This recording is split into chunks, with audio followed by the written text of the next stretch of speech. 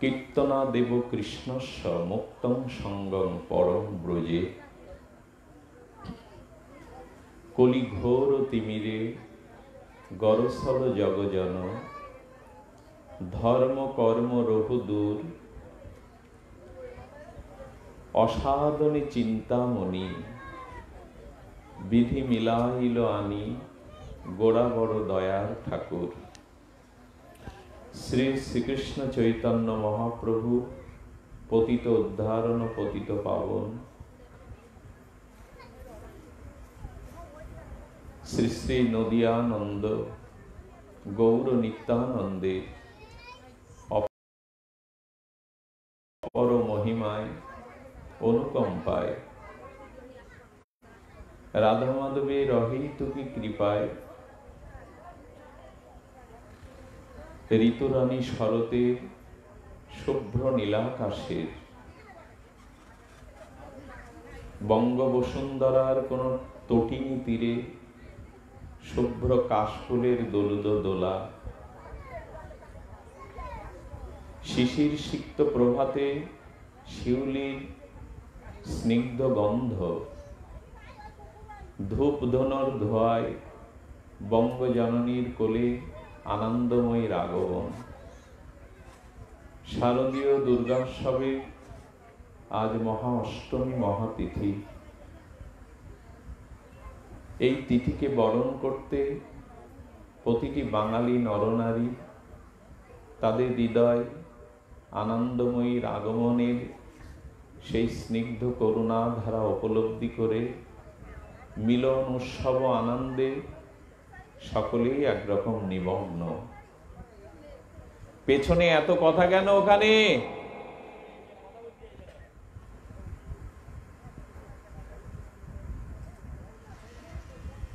সকলে নিমগ্ন এই আনন্দময়ীর শুভাগমনে, ঋতুরানী শরতের শারদীয় দুর্গোৎসবের অষ্টমীতে শ্রীমন্দির অঙ্গনে সেবকবৃন্দ যে ভাগবত অনুষ্ঠানের শুভ সংকল্প করেছিল, সেই সংকল্প শুভ সন্ধিক্ষণ এখন। তবে ভাগবত অনুষ্ঠানের যে বিধি নিয়মাবলী, সেটা আমি এখানে এসে পাইনি। এটা খুব দুঃখের এবং কষ্টের। ভাগবত আলোচনাটা নিছক কোনো রাজনৈতিক সামাজিক আলোচনা নয়। হরিকথা, ভাগবত গীতা এগুলো পাঠ করার আগে সেখানে একটি সংকীর্তন করতে হয়। দু চারজন শুদ্ধ ভক্ত বৈষ্ণব দিয়ে এই কথাটি তাদের বলা ছিল। এও বলা ছিল যে ভাগবতের মধ্যে আনুষঙ্গিক কোনো বিষয় যেন প্রবেশ না করে। কিন্তু ধর্মকর্ম বলতে আমরা সনাতন হিন্দুরা এখন দূরে ঠেলে ফেলে দিয়েছি। ধর্মও নেই, মাঙ্গলিক কর্মও নেই। নেই এই জন্য কলৌ দোষনিধে রাজায়ন্তী শব্দগুলি শোনার জন্য একটু আহ্বান করছি। ছিল গুরু মহারাজের চরণ বন্দনা প্রণাম নিবেদন করে শারদীয় দুর্গোৎসবের মহাষ্টমীর প্রণতি জানিয়ে সামান্য দুটি কথা বলবার অবসর। কলি ঘোর তিমিরে, এখন যদ্যপি শারদীয় অষ্টমীর চন্দ্র উদিত হয়েছে নীল আকাশে, মেঘমুক্ত শুভ্র আকাশে, কিন্তু অন্ধকার যায়নি। আমাদের মনের মধ্যে, আমাদের চরিত্রের মধ্যে, আমাদের চিন্তা চেতনার মধ্যে এখন ঘোর অন্ধকার। কলি ঘোর ও তিমিরে। তিমির মানে অন্ধকার। ঘোর কেন বলা হলো? অন্ধকার ঘোর মানে খুব গাঢ় অন্ধকারটা হয় অমাবস্যার দিন। অন্ধকারের আবার গাঢ়ত্ব, তরলত্ব আছে। অমাবস্যার দিন অন্ধকারটা খুব গাঢ় হয়। এখন আমাদের মনে, মননে, চিন্তনে, চরিত্রে গাঢ় অমানিসার অন্ধকার। কলি ঘোর ও তিমিরে। অন্ধকারের ধর্ম কি? অন্ধকারের ধর্ম হলো বস্তু ধর্মকে আবৃত করা, ঢেকে দেওয়া। দেখবেন ঘোর অমানিসার অন্ধকারে আপনি নিজের হাতটাও দেখতে পাবেন না, পাশে কে আছে এটি দেখতে পাবেন না। এখন আমাদের ওই অন্ধকার কেন জানেন? আমার ভিতরে যে একটা আত্মা আছে এবং সেই আত্মাটা যে ভগবানের চিৎ, এইটি অন্ধকারে দেখতে পাচ্ছি না। ভোগ বাসনা কামনার অন্ধকারে এই দেহটাকেই আমি ভেবে বসে আছি, এই দেহের সুখ দুঃখকেই আমি আমার সুখ দুঃখ মনে করি। অন্ধকারে বস্তু ঢেকে দেয়, আমাদের আত্মজ্ঞানকে চেতনাকে ঢেকে দিয়েছে এই ভোগ কামনা বাসনা লালসার অন্ধকার। কথাগুলি অতি রূঢ় বাস্তব। রূঢ় বলছি কেন? সত্য অনেক সময় কঠিন হয়, এই জন্য মানুষ সহজ আর সত্য বলতে চায় না, সত্য খুব কঠিন। কলি ঘোর তিমিরে গরস হলো জগজন, সমুদ্র মন্ত্রণে প্রথমে বিষ উঠেছিল এবং সেই বিষের বিষপ্রবাহ এমন যে ভগবান শিবকেও পর্যন্ত নীল করে দিয়েছিল বিষে। উনি তো একরকম গিয়েই ছিলেন, স্বয়ম্ভু ভগবান শঙ্কর সেই ঈশ তত্ত্ব সত্যম শিবম সুন্দরম সেই বিষ পান করতে গিয়ে তার সমস্ত শরীর নীল হয়ে এলো। সেদিন জগৎ জননী শক্তিপরা দেবী ভগবতী তার বুকের অমৃত দিয়ে বিষটাকে শোধনপূর্বক ভগবানকে নীলকণ্ঠ নামে অভিহিত করেছিলেন। যার জীবনে কোনো নারীর প্রেরণা নেই, যা এই বাচ্চাগুলিকে থামান, একটু অন্তত শান্তি দিন।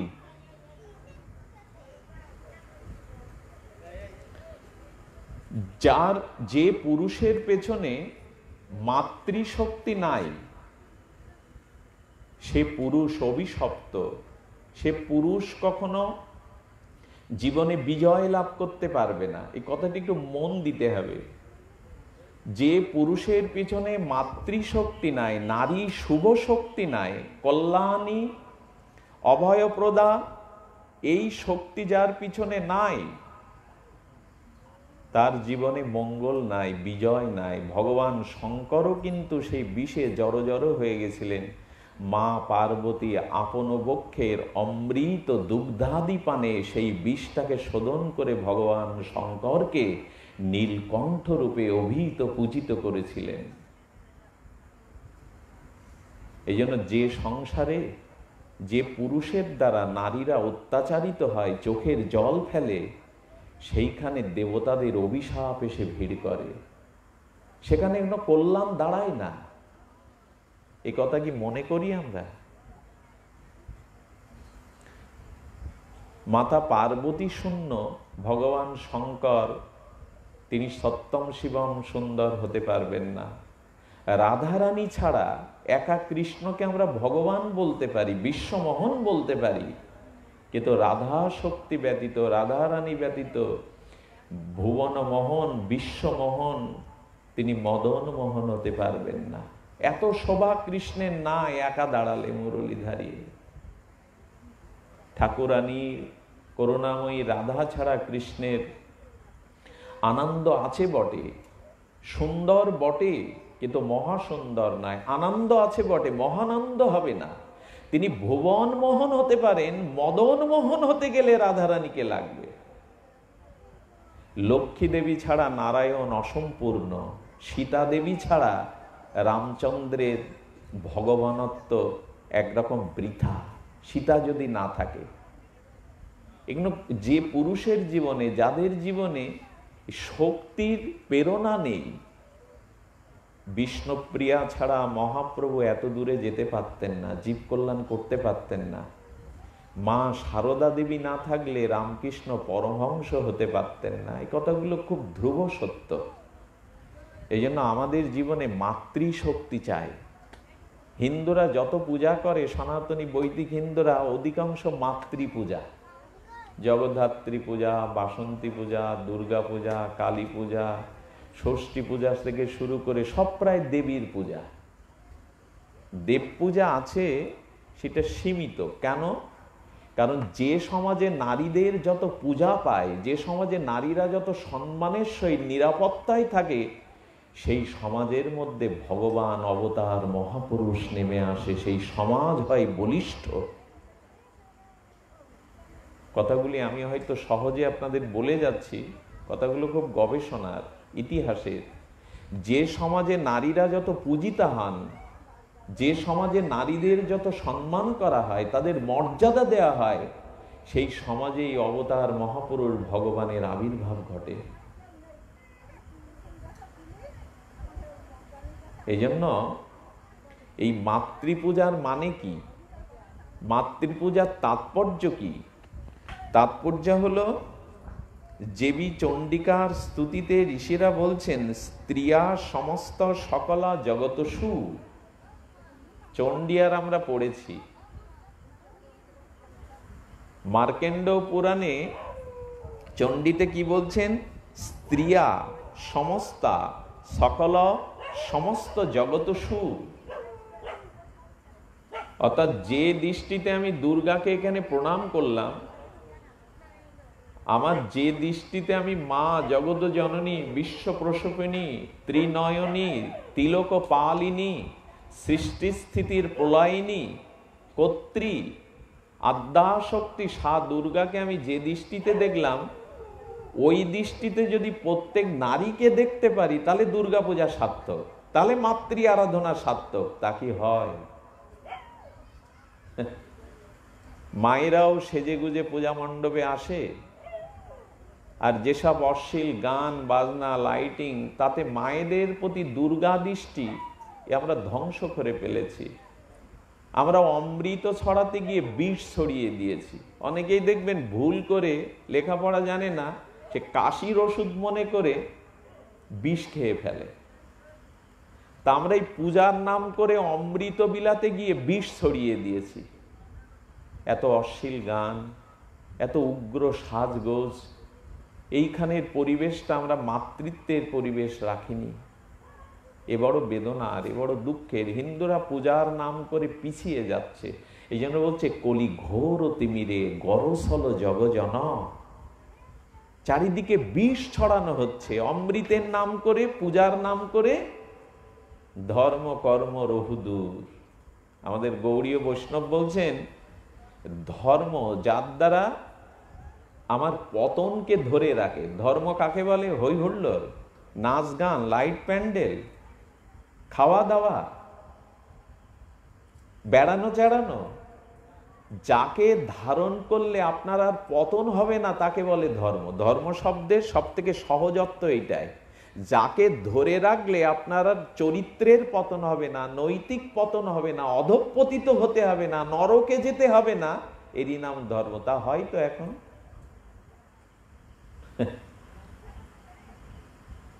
এই জন্য বলছে, ধর্মটা আমরা অনেকটা দূরে ছুঁড়ে ফেলে দিয়েছি। ধর্মের নাম করছি বটে, অনুষ্ঠান করছি বটে, দূরে ছুঁড়ে ফেলে দিয়েছি। ধর্ম কর্ম বহুদূর। আর কর্মটা কি করছি?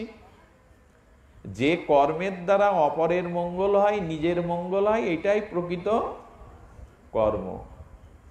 এখন এই দৃষ্টিকোণ নেই। আমি খেয়ে পরে আনন্দ করে বাঁচলেই হলো, অন্যরা ধ্বংস হোক তাতে আমার কি, আমার কি যায় আসে, অন্যের দিকে তাকাবার আমার অবসর নাই। তো অপরের মঙ্গল এবং নিজের হিত যে ক্রিয়ার দ্বারা হয় তাকে বলে সুকর্ম। ওইটা এখন নাই। ধর্মকর্মকে অনেক দূরে ছড়ে ফেলা হয়েছে, অথচ ধর্ম করছি। এই জন্য আমাদের এই আচ্ছা, এই যে দুর্গা উৎসব বলা হলো,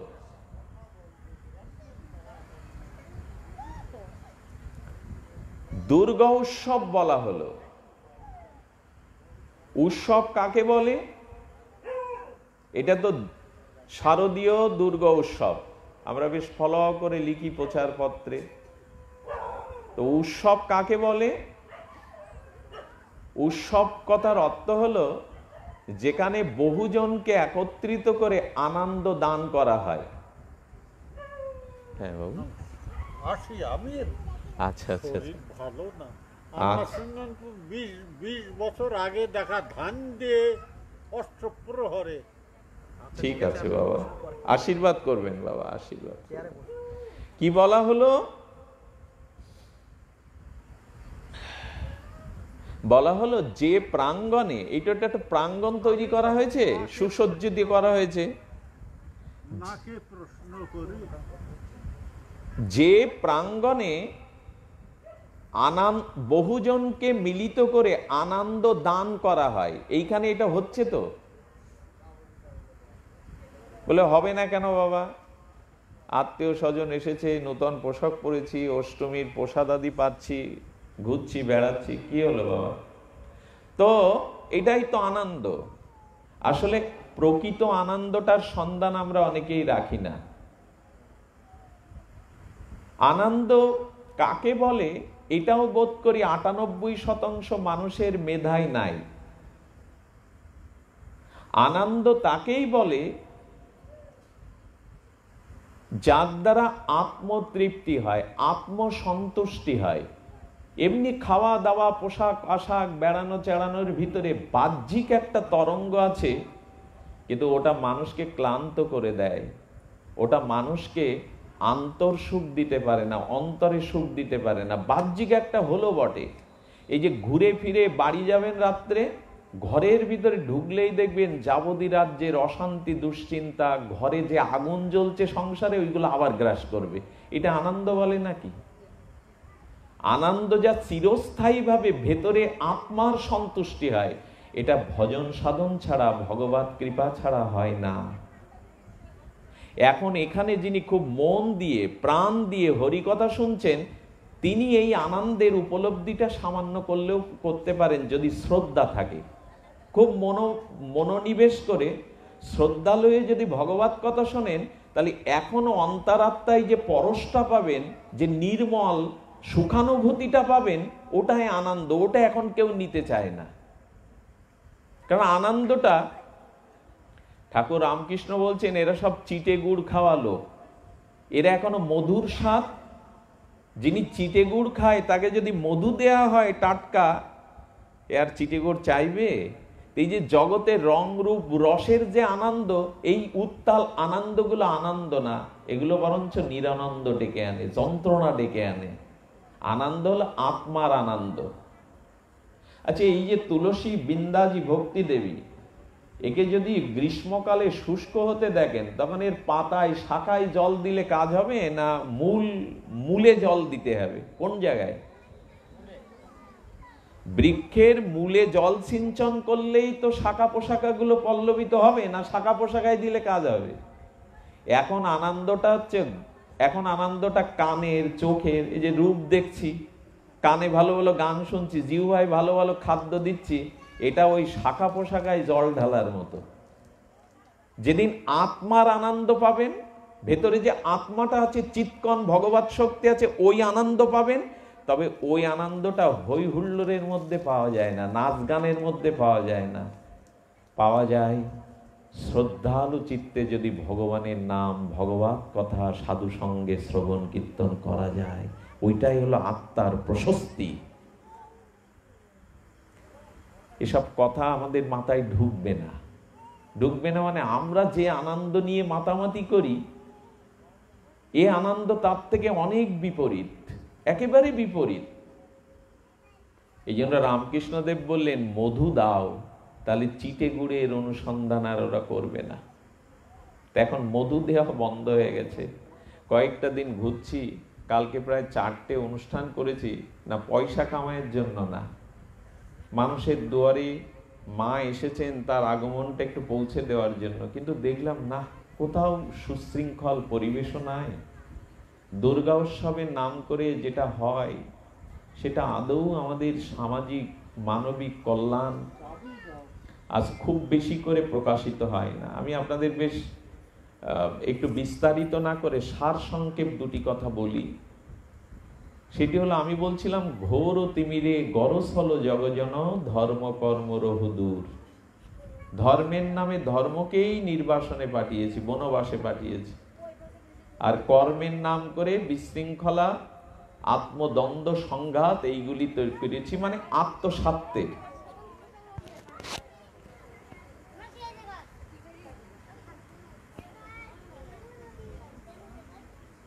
নিজের কল্যাণের কথাই শুধু ভেবেছি, অন্যের মঙ্গল অন্যের কল্যাণের ধার ধারিনি। এই জন্য বলছেন প্রত্যেকটি নারী জাতির মধ্যে মাতৃত্ব উপলব্ধি করাই হলো এই পূজারই তাৎপর্য। অবশ্য নজরুল ইসলাম একটা অপূর্ব কথা বলেছে, প্রতিমার মাঝে প্রতিমা বিরাজে। প্রতিমা, আমরা দেখতে এসছি তো প্রতিমা। প্রতিমা শব্দটা কয়েকবার বলুন মনে মনে, প্রতিমা। প্রতিমা এই বললে কি হবে? প্রত্যেক মার মধ্যেই ওই জগৎজননীর অংশ। প্রতিমা, এখানে যারা আছে প্রতিমার মধ্যেই ওই মায়ের অংশ। ইয়া দেবী সর্বভূতে মাতৃরূপেণ সংস্থিতা। এই জ্ঞানে আমি মা তোমাকে প্রণাম করছি, শুধু না তোমাকে নয়নে দেখছি না, এই পৃথিবীতে যত নারী আছে আমি যেন ভোগ্য দৃষ্টিতে না দেখে মাতৃ দৃষ্টিতেই দেখতে পারি। এইটাই হলো মাতৃ আরাধনার সার। কারণ যতদিন আপনার দুটো জিনিস সংযত না হবে ততদিন ধর্মরাজ্যে আপনি ঢুকতেই পারবেন না। আপনি মঙ্গল এ জন্মে কেন কোটি জন্মেও পাবেন না। দুটি জিনিস নিয়ন্ত্রণ হলো, একটা চোখ আর একটা হলো জিহ্বা। যাদের চোখ নিয়ন্ত্রণ হয়নি তাদের ভাগবত আরাধনার অধিকারই নেই। আর যাদের জিহ্বাটা নিয়ন্ত্রণ করেনি তারা জগতে কখনো মঙ্গল লাভ করতে পারেন। এবং মহাপ্রভু আরেকটু উচ্চ সিদ্ধান্তে বলেছেন, জিহ্বার লালসা যার আছে সে কৃষ্ণ পাবে না, ভক্তি পাবে না। কারণ জিহ্বার সাথে সাথে আর কটা জিনিস যুক্ত আছে আমাদের। জিহ্বার স্বাদের সাথে কাম যুক্ত আছে। এগুলো সব একটা মালায় গাঁথা। সুতোই যেমন মালা গাঁথা থাকে, যে যত জিহ্বার লালসায় ছুটবে তার কাম বা কামনাটা ততদিক বাড়বে। এগুলো একদম যুক্ত। জীবের সাথে পাকস্থলীর সংযোগ। পাকস্থলীতে আমাদের শরীরে যে প্রতিক্রিয়া হয়, রক্ত মাংস অস্থি মজ্জা, তাতে কামনা জাগে। এই জন্য মহাপ্রভু বলছেন, জিহ্বার লালসা যার নিয়ন্ত্রণ হয়নি সে কৃষ্ণ পাবে না। আমরা কি জুড়ে দেব? কালকে দেখবেন নবমীর নাম করে কর্তা ব্যক্তিরা থলে নিয়ে যেখানে কি হয়, খাসি বা ছাগল কাটা হয়, ওইখানে লাইন দেবে। হচ্ছে দুর্গাপূজা, হচ্ছে মার আরাধনা। অমেদ্য মাংসাদি খাওয়ার একটা কালকে সারা পড়ে যাবে। একে পূজা বলে? একে আরাধনা বলে? মাংস খেয়ে মার মন্দিরে আসা যায়? পশু হত্যাকারী মাংস খেয়ে জিহ্বার লালসা মিটিয়ে বেশ পূজা করলাম। কত বড় অপসংস্কৃতি! আর পশ্চিম বাংলার কথা বলে লাভ নেই। তারা ওই প্যান্ডেলের বসেই মদ মাংস খায়।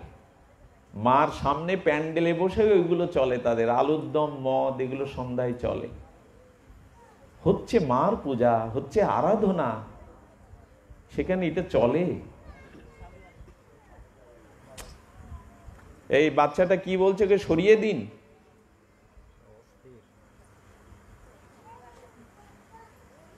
যদি বলেন বিল্লমঙ্গল কোথা থেকে আবার এইসব নূতন ভাবনা আমদানি করছো? নবমীতে মাংস খেতে হয়তো পূর্বপুরুষ থেকে হয়ে আসছে। কালকে এখানে বলি হবে। নবমীতে বলি হয়, জানেন তো? কি বলি হয়? আখ বলি হয়, জাত কুমড়োটা বলি দেওয়া হয়, লেবুটা শশাটা বলি দেওয়া হয়, হয় কি না? আচ্ছা, নবমীতে বলি কেন? বলি শব্দের অর্থ হলো আত্ম উৎসর্গ। মা, আমি এত বড় অপদার্থ, আমি একটা আখ বলি দিতে পারি, একটা ছাগল বলি দিতে পারি, কিন্তু আমার আঙুলটা কেটে তোমার চরণে দুপোটা রক্ত দিতে পারি না জবা ফুলে। ওইখানে আমি কৃপণ। কিন্তু একটা প্রাণী হত্যা করতে আমার বাঁধবে না। ওরও তো প্রাণ আছে। আমি ওকে হত্যা করে রক্ত তোমাতে দিতে পারি বিল্লপত্রে, কিন্তু আমার একটা আঙুল কেটে দিতে বললে আমি অত সত্য ত্যাগ করতে আমি পারবো না নিজের ক্ষতি করে। একে আত্মোৎসর্গ বলে? একে বলি বলে? বলি মানে মা কি বলছেন, তোমার ভিতরে যে কামনা বাসনাগুলো আছে আমার চরণে ওইগুলো জ্ঞানের খড়গ দিয়ে বলি দাও। আমরা বুঝলাম পশু বলি দিতে। পশু তো আমার ভেতরে। কাম ক্রোধ লোভগুলোই আমার পশু, ওইগুলো মা জ্ঞানের দ্বারা তার চরণে আত্মোৎসর্গ করে দিতে। আমরা বুঝলাম পশু হত্যা করে খেতে হবে। হচ্ছে মার পূজা। এই পবিত্র দিনে অমেদ্য খাদ্যের জোগাড় কাল ঘরে ঘরে। এগুলো আসলে এই দুর্গা পূজা করতো জমিদাররা। এই দুর্গা পূজা সাধারণের পূজা ছিল না, এই জন্য একে বারোয়ারি বলে। একার পক্ষে এই পূজা করা। তৎকালীন জমিদাররা, রাজারা ওই 5টা দিন নাচ গান, থিয়েটার, হই হুল্লোড়, মাংস, মদ এইগুলোই করে একটা উৎসবের নাম করতে হবে, তো দুর্গাকে খাড়া করে করতো। কিন্তু পূজার মূল উদ্দেশ্য রাম ভগবান দেখিয়েছিল, ধর্মরাজ্য প্রতিষ্ঠার জন্য, সীতা উদ্ধারের জন্য। অকাল বোধনে রামচন্দ্র মা সীতাকে সাগর তীরে উপাসনা করেছিলেন চোখের জলে। লক্ষ্মণ কাঁদছে, হনুমানও কাঁদছে, আর রাম তীর তুলেছে। হে জগৎ জননী, হে বিশ্ব প্রসবিনী, একটা নীল কমল, 108 থেকে একটা কমল মা এখানে নাই। তো হয়েছে কি, জগতের জীব বলে রামের চক্ষুটা নাকি নীল আখি, নীল কমলের মতো। মা, একটা পদ্ম কম পড়েছে, তাতে কি হয়েছে? আমি আমার চোখটাই উৎপাটন করে তোর চরণে নিবেদন করব। চোখটা যেই তীর দিয়ে তুলতে গেছে, জগৎ জননী প্রসন্ন হয়ে বললেন, হে রাম, হে প্রভু, হে রঘুপতি, আমি প্রসন্ন। এরই নাম পূজা। এই পূজা প্রথম কে করেছিল? এটা তো বাসন্তীকালের পূজাকে বলা হয় কালের পূজা, এটাকে অকাল বোধন বলা হয়। তো আসলে বাসন্তী পূজা, বসন্তকালীন যে পূজাটা, এই পূজাটা করেছিল সুরত রাজার সমাধি বৈশ্য। কথা আপনাদের জানা, তবে একটু স্মরণ করিয়ে দিই। এই পূজার মূল তাৎপর্যটা কোথায়? সুরত রাজা ছিল, তাকে ষড়যন্ত্র করে তার আত্মীয় স্বজনরা তার রাজ্য কেড়ে নিয়ে তাকে গলা ধাক্কা দিয়ে বের করে দিল। রাজ ক্ষমতায় তার লোভী আত্মীয় স্বজনরা ক্ষমতা নিয়ে নিয়ে সুরত রাজাকে রাজ্যচ্যুত করে বের করে দিল। ওর উপর কত বড় অন্যায় করলো! ও জঙ্গলে জঙ্গলে গিয়ে ঘুরছে এই শোকে, আমি রাজা, যাদের প্রতিপালন করলাম সেই আপনজনরাই আমাকে ক্ষমতার থেকে তাড়িয়ে দিয়ে তারা ক্ষমতা নিয়ে নিল। সুরত জঙ্গলে জঙ্গলে ভ্রান্ত চিন্তায় এইভাবে ঘুরে বেড়াচ্ছে। আর একজনকে দেখলো, সে সমাধি বৈশ্য। বৈশ্য মানে সে ব্যবসা বাণিজ্য করত, অনেক টাকা পয়সা কামিয়েছে, কিন্তু ওই যে তার অনেক শত্রু বেড়ে যাওয়ায় তার কাছে অর্থবিত্তগুলো ছিনিয়ে নিয়ে তাকে একরকম বের করে দিয়েছে। এই একজন দুইজনই আত্মীয় কর্তৃক প্রতারণা, প্রবঞ্চনা, দুঃখ এগুলি পেয়ে জঙ্গলে গিয়ে ঘুরে কি হচ্ছে জানেন? এই কথাটি আমি অন্তত 10 বার আজকে ভেবেছি, মাথার ভিতরে শিরার মধ্যে কথাটা নিতে চেষ্টা করে, আমি কেন কথাটা নিচ্ছি না? তোরা দুইজন জঙ্গল সংসার ছেড়ে, আপনজন ছেড়ে, তাদের বেঈমানি বিশ্বাসঘাতকতা নিয়ে জঙ্গলে এসেও কি করছে জানেন? একটু ঈশ্বর চিন্তা করবে, ওইগুলো ভুলতে গিয়ে, ঈশ্বর চিন্তা করতে গিয়ে ওইগুলোই, ওই মুখগুলোই, ওই আপনজনের ভাবনাগুলোই বেশি বেশি করে মনে আসছে। তাহলে কি আশ্চর্য, যারা বেঈমানি করলো, বিশ্বাসঘাতকতা করলো, আমাকে রাজা থেকে নামিয়ে জঙ্গলে পাঠিয়ে দিল, আমি তাদের চিন্তা এখনো করছি কেন? তাদের চিন্তা মন থেকে দাঁড়াতে পারছি না কেন? আমাদেরও এটা হয়। সংসারে এত মায়ার লাথি খায়, এত আপনজনের বিশ্বাসঘাতকতা পায়, তবু সেই সংসারের আসক্তি ছেড়ে ভগবানের চরণে যায় না, ওদিকে এগোবো না। একে কি বলে? ওর যে রাজ্য কেড়ে নিল, বিশ্বাসঘাতকতা করে জঙ্গলে পাঠালো, ওই সুরত রাজা সমাধি বৈশ্যকে যে সবকিছু কেড়ে নিয়ে পাঠালো, ওদের কথা ভুলতে পারছে না কেন? দুইজনের ব্যথা সমান হলে তাদের ভিতরে একটা সখ্যতা গড়ে ওঠে। দুইজনের ব্যথা সমান, দুইজনে ভুলতে পারছে না। ওরা একত্রিত হয়ে তখন বলল, কোনো মুনি ঋষির কাছে জানতে হবে যে যারা আমাদের সাথে এত বড় দুঃখ যন্ত্রণা দিল, আমরা মন থেকে তাদের কেন ভুলতে পারছি না। এটা কিন্তু আমাদের সমস্যা, ওদের না। স্ত্রী পুত্র সংসারের জন্য মানুষ কি না করে, আর ব্যথাটা যন্ত্রণাটা এখান থেকেই পায়, অথচ এদের ভুলে সে ভগবানকে শরণ নিতে চায় না। মায়ার ক্ষমতা কেমন জানেন? কোন মা তার সন্তানকে চপাটাঘাত করছে, বারবার চট দিচ্ছে, যা দূর হ, মা বলতেই পারে, তো তো মনের কথা না, দূর হ, চলে যা। তাকে বারবার মারছে। এখন আপনি তৃতীয় ব্যক্তি, অচেনা ব্যক্তি, আপনি গিয়ে চকলেট দিয়ে বলছেন খোকা আমার কোলে আয়, তোর মা তোকে মারছে, তাড়াচ্ছে, দূর হ বলছে আমার কোলে আয়, ও কি করবে জানেন? আপনার মুখের দিকে তাকিয়ে, আপনার দিকে না তাকিয়ে যে মারছে মা তার কোলে গিয়ে দৌড়ে উঠবে, ওঠে না? তো সংসারে এত লাথি খাচ্ছেন, এত যন্ত্রণা পাচ্ছেন, স্ত্রী পুত্র বন্ধু আত্মীয় স্বজন, তবু ওদের মোহ ছেড়ে যিনি আপন, যাকে ভজনা করলে জীবনে শান্তি হয়, সেই ভগবানের ভজন নাই। এরই নাম বলে মায়া। শুধু মায়া না, এর নাম হলো মহা মায়া। এই সুরত সমাধি তখন সমাধি, তখন কি করলেন? মেধস মুনির আশ্রমে গিয়ে এই ত্রিকালজ্ঞ যোগীর কাছে বললেন, আমরা ভুলতে পারছি না কেন ওদের? তখন বললেন এরই নাম মহামায়া, এটা দুর্গারই কাজ। ওনার আর এক নাম হলো মহামায়া। ওই মায়াতে তোমরা দুঃখ বেদনা যারা দিয়েছে বলতে পারছো না, এখন মায়ের পূজা করো, নিয়ে মায়ের কাছ থেকে চেয়ে নাও, মা এই মায়াকে দূরীভূত করে আমরা যেন তোমার ভজন করতে পারি, সাধন করতে পারি। কারণ মায়া বুকে থাকলে, ওদের চিন্তা বুকে থাকলে তোমার চিন্তা তো আসবে না হৃদয়ে। তাই ওই মেধাস মুনির আশ্রমে প্রথমেই এই আদ্যাশক্তি মহামায়ার পূজা করেছিলেন সুরত রাজা সমাধিবস্য। এই হলো পূজার উৎপত্তি কথা।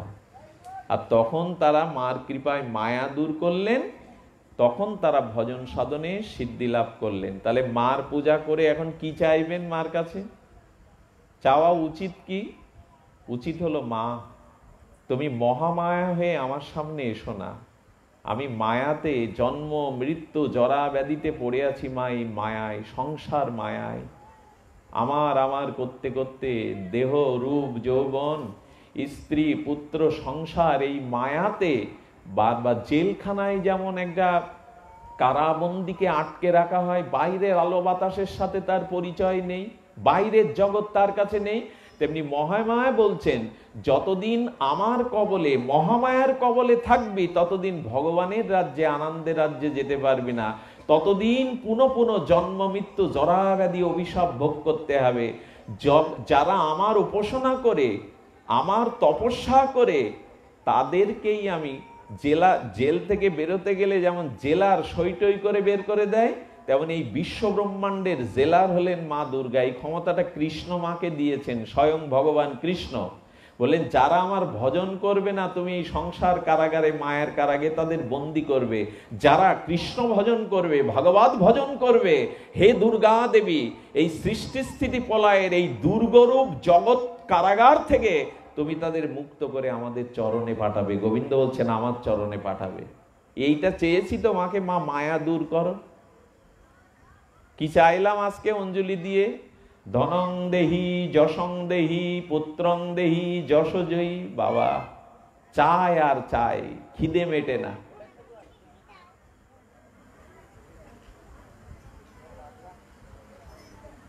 ওকে টাকা দিয়ে দাও, 10 টাকা চাচ্ছে না টাকা। এই বেটা, এই চুপচাপ বসে যাও, বস।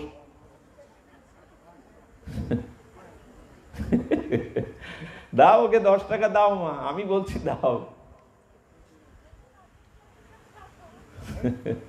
দিয়ে দাও বাবা, দিয়ে দাও, দিয়ে দাও।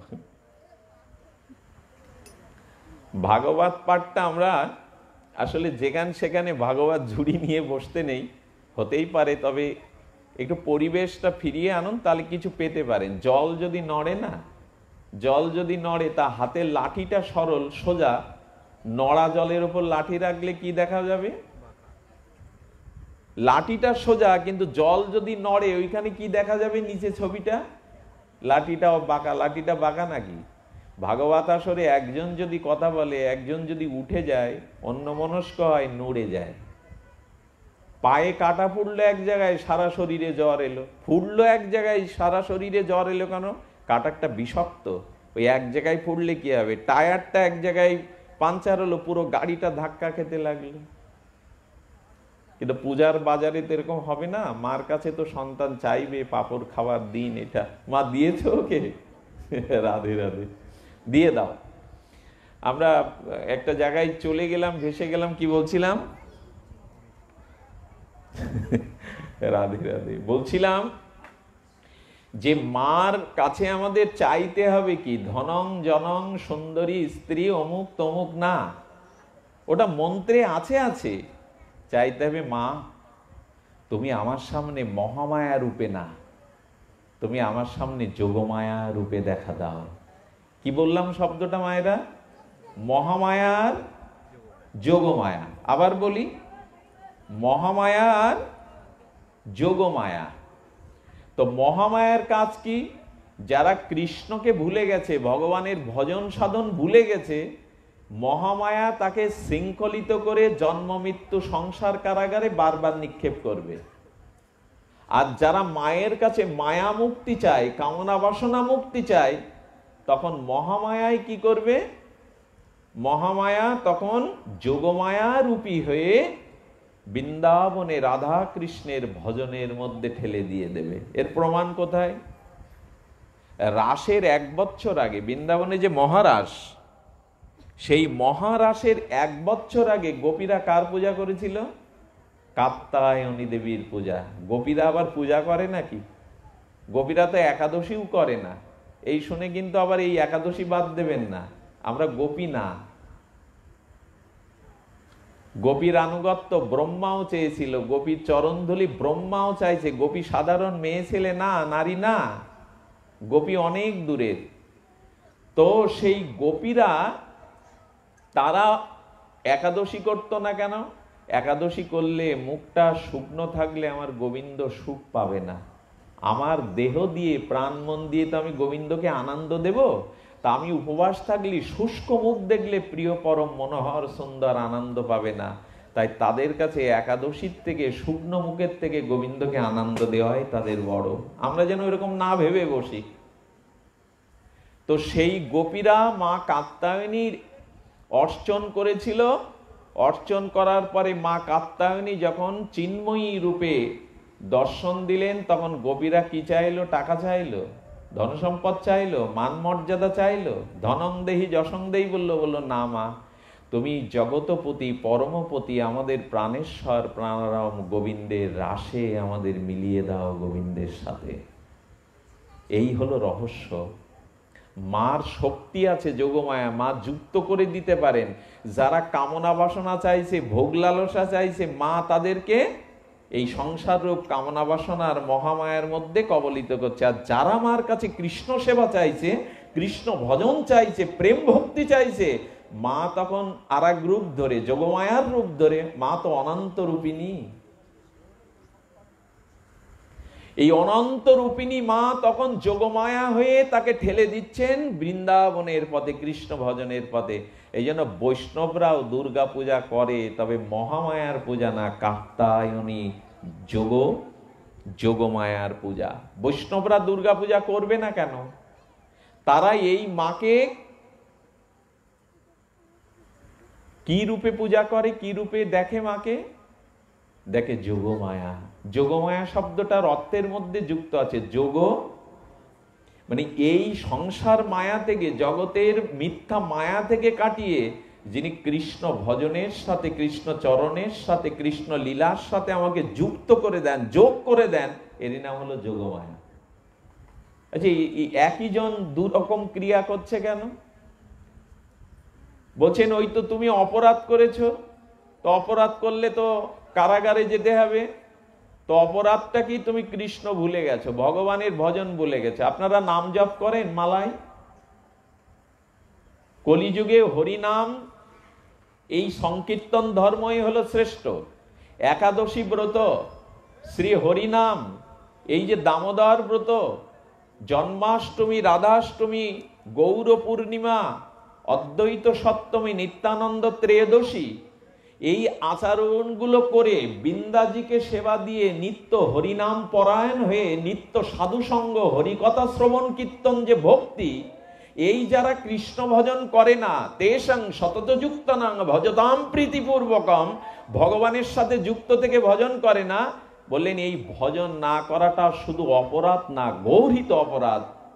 আপনি কেউ নীতি কথা আওড়ায়, আমি মিথ্যা বলি না, বাপ মার সেবা করি, দুস্থ গরিবের সেবা করি, আমি সমাজে অনেক ভালো ভালো কাজ করি, দান ধান করি, আমাকে ধেই ধেই করে হরিনাম করতে হবে, নাচতে হবে, একাদশী করতে হবে, তার কি মানে? এরা হলো পাষাণ্ড, এরা হলো মূর্খ, এরা ভক্তি বোঝেনি, এরা এইগুলিকেই মনে করে উদ্ধারের পথ। বলছেন নিরিদেহ মাধ্যং সুলভং সুদুর্লভং পলবং সুকল্পং গুরুকর্ণ ধারণম ময়া অনুকূলেন নবশ্রীতাং পুমং ভবদ্দিং নতরেৎ স আত্মহা। ভাগবত বলছেন এই আদি জন্ম, মনুষ্য জন্ম পেয়ে যারা সদ্গুরুর আশ্রয় গ্রহণ করে না, যারা সদ্গুরুর অনুকূল্য কৃপায় আমার ভজন করে না, পুমান ভবদ্দিংস আত্মা, তারা আত্মহত্যাকারী। তারা যতই দান দান ভালো কাজ করুক, যারা মনুষ্য জন্ম নিয়ে হরি ভজন করে না, ভগবত ভজন করে না, এরা আত্মহত্যাকারী, এরা নিজেকে হত্যা করে। শুধু বিষ খেলে আত্মহত্যা বলে না, গলায় রশি দিলে, ট্রেনে মাথা দিলে আত্মহত্যা বলে না। দুর্লভ মনুষ্য জন্ম পেয়ে যারা ভগবত ভজন করে না, এরাই আত্মহত্যাকারী। কত বড় শব্দ দিয়েছেন ভাগবত। আরে দান করলে, সমাজ সেবা করলে কোথায় যাবেন? বড় লোকের ঘরে জন্ম হবে আগামী জন্মে। বেশিবিধ পুণ্য করলে স্বর্গে যাবেন, কিন্তু বৈষ্ণবরা স্বর্গ চায় না, স্বর্গ ভালো জায়গা না। এসব কথাগুলো সহজে ঢুকবে না, এক দুই জন্মের সৌভাগ্যে এসব কথায় মাথা ঢুকবে না যে বৈষ্ণবরা নরক চায় কিন্তু স্বর্গ চায় না। ভালো কাজ, বাপ মার সেবা করুন, ওতে পুণ্য হতে পারে, কিন্তু ভগবানকে ভজন না করলে আপনাকে কেউ ঠেকাতে পারবে না। জন্ম মৃত্যু, স্বর্গে যাবেন, পুণ্য শেষ হয়ে গেলে আবার লাথি মেরে ঠেলে ফেলে দেবে, যা বেটা। দেবতারা বলবে এতদিন পুণ্য করে ভোগটোক করলি, ঠেলে ওখান থেকে ফেলে দেবে, যা আবার জন্মা। ভিসা ফুরিয়ে গেলে যেমন চলে আসতে হয় দেশে।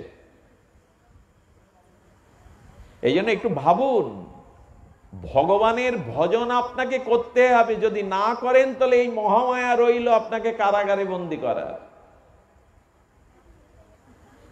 আর যদি ভগবত ভজন করেন তাহলে উনি, আচ্ছা যোগমায়া মহামায়া একই রূপে এরকম বহু রূপ হলো কেন? বলেন বিড়ালির দৃষ্টান্ত দিয়েছেন গোস্বামী। ওই বিড়ালি যখন বাচ্চা পড়ে তখন দেখবেন ওই বিড়ালের বাচ্চাটাকে দিনে 4-5 বার জায়গা পরিবর্তন করে। ঘাটটা কিভাবে মোটকে ধরে, ধরে কিনা? বিড়ালি তার বাচ্চাটাকে ঘাটটা কিভাবে মোটকে ধরে না, ওতে বাচ্চার গায়ে দাঁতের স্পর্শও লাগে না, ব্যথা লাগা তো দূরে থাক। ওই একইভাবে যখন ইঁদুর ধরে তখন ইঁদুরটা মারা পড়ে। তো মা দুর্গা বলছেন যারা আমার কাছে কামনা বাসনা ভোগ বাসনা নিয়ে আসে, কৃষ্ণ ভজন ভগবত ভজন করে না, আমি তাদের ইঁদুরের মতো করে ধরি। যারা ভগবানের ভজনা করে, আমার কৃপা লাভ করে কৃষ্ণ ভজনে যায়, আমি তাদের আমার বাচ্চার মতো ধরি, তাদের আঘাত লাগে না। ওই ইঁদুরের মতোই ধরি, আঘাত লাগে না। এই জন্য অনেক হয়েছে, মাতামাতি অনেক হয়েছে, সময় ফুরিয়ে আসছে। এর মধ্যে আমরা যারা আছি না, আমি সহ, কারো কিডনি নষ্ট হয়ে যেতে পারে, আপনি ওটা বুঝতে পারছেন না। কারো হার্ট ফুটো হয়ে যেতে পারে।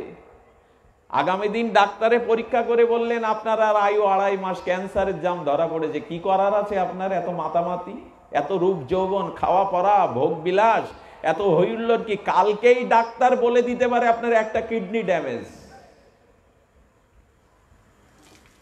এই রাত্রেই কারো শেষ নিঃশ্বাস ত্যাগ হতে পারে, কালকে সূর্য সে দেখতে পারে না। এত মাতামাতি কেন? এর জন্য আসা এ জগতে সবার থেকে শ্রেষ্ঠ জন্ম নিয়ে, মনুষ্য জন্ম নিয়ে আসা, ভোগ লালসা কামনা বাসনা সংসারে মেতে থাকার জন্য। বলে যারা মনে করেছে ওদের ওইখানে থাকতে দিন ঘুমিয়ে, যারা জেগে উঠেছে না, যারা সাধু কৃপা পেয়েছে, বৈষ্ণব কৃপা পেয়েছে, হরিনাম পেয়েছে, তারা বুঝতে পেরেছে এটা স্বপ্ন, এটা মিথ্যা, এর থেকে বেরোতে হবে। এই যে আমার পাশে যাদের দেখছেন, প্রেমানন্দ তো আপনাদের আত্মীয়, আমাদের ধনঞ্জয় এসছে। এই বয়সে তারা নিরামিষ না প্রসাদ ভোজী হয়ে ভগবানের নিত্য নাম ভাগবত সেবা ব্রজবাস এই করে বেড়াচ্ছে। আমার সামনে আছেন আমাদের ছোট মা, প্রণম্য মা। এইসব মানুষগুলো বড়লোক ঘরের ঘরণী, তাদের কোনো কিছু অভাব না। ভগবানকে ভোগ লাগিয়ে নিরম্বর জীবন যাপন করছে। আমাদের বুধাটাই যাবেন, আমার সাথে অন্তত 8-10টা ছেলে, তাদের কাজ হয়ে গেছে, সংসার আর তাদের আছে আছে মাত্র। সাধু সঙ্গ না করা পর্যন্ত, ভাগবত শ্রবণ না করা পর্যন্ত আপনার জীবনে কোনো পরিবর্তনই আসবে না। সাধু কৃপা চায়। আজকে দুপুরে শুনছিলাম এক মহতের পাঠ, কি অপূর্ব। তিনি রাধা কুণ্ডের, তার 2টো কিডনি নষ্ট হয়ে গেছে জানেন, ডায়ালিসিস করতে হয়, কিন্তু এখনো তার শরীর দেখলে প্রণাম করার জন্য মাথা আপনিই নত হয়। কি তেজস্বী, বলিষ্ঠ, বেঁচে আছেন অলৌকিকভাবে রাধারানীর কৃপায়। রাধা রাধা বলতেই বেঁচে আছেন। ডাক্তারি পরিভাষায় তার কোনো যুক্তি নেই যে বেঁচে আছে কি করে।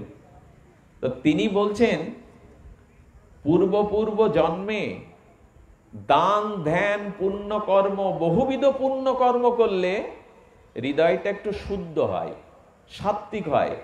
আর ওই সাত্ত্বিক শুদ্ধ হৃদয়ে পূর্বকৃত সুকর্মের দ্বারা গোবিন্দ তখন চিন্তা করেন, এই মানুষটাকে যদি একটু ভক্তি দেওয়া যেত, এর পুণ্য কর্ম আছে, হৃদয়টা শুদ্ধ, একে যদি একটু ভক্তি দেওয়া যেত।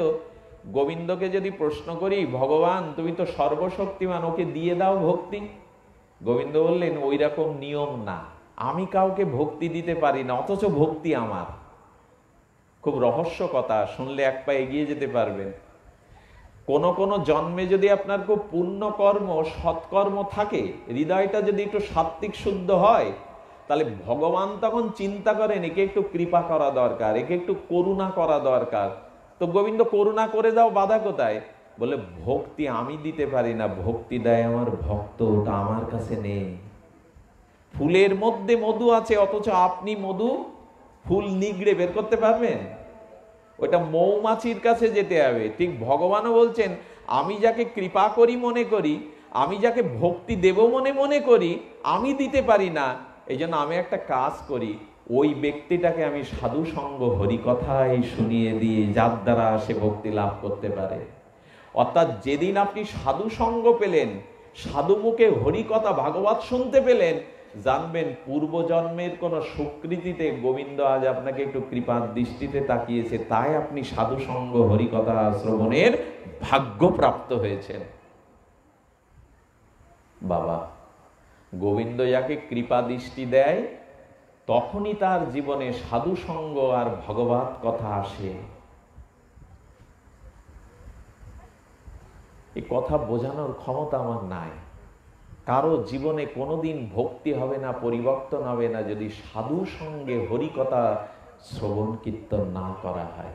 কিন্তু এইটাই এখন ধর্মে। ধুলিয়ারে হয় অনেক কিছু, ধুলিয়ার আমারও খুব নারীর টান এখানে, কিন্তু এইখানে সবকিছু হলে এখানে ভাগবতের খুব আদর নেই।